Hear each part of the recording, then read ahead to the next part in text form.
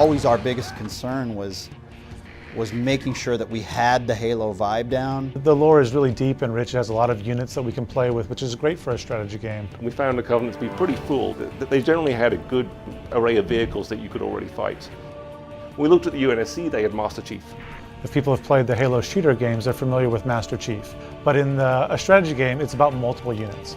So we actually had to fill in quite a little bit for the UNSC in order to make them feel like a complete army. Halo Wars is the next Halo game, but it's a prequel.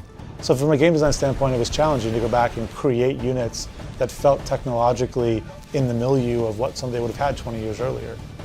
So one of the best examples we have is the Cyclops. The Cyclops is this new unit that we added. He's almost like a big giant robot. It's a cool unit because he can repair other stuff and he throws things on the battlefield. He can pick up stuff and throw it. It's very clunky. 20 years before Halo 1, this thing was awesome. It was very cool. It could rip chunks off of vehicles and all that, but it was too bulky, too unwieldy, and so eventually it was abandoned in favor of the Spartan armor.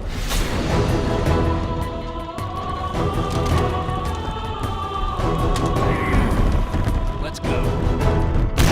There's a definite feeling when the Spartans show up for the first time in the campaign. We're like, wow, this is when Spartans were Spartans and not just Master Chief.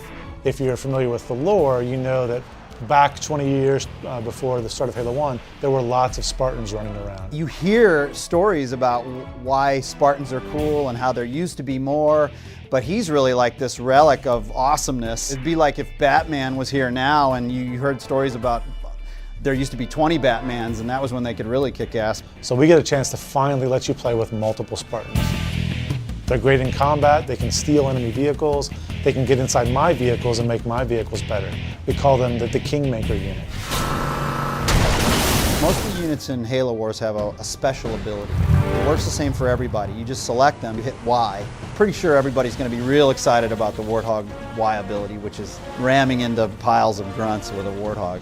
It's about as good as it gets. One of the new units we've added that I think is pretty kick-ass is the Locust on the Covenant side.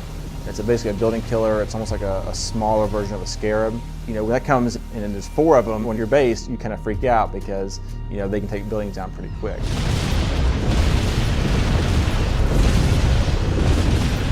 Probably my favorite unit in Halo Wars is the Scarab.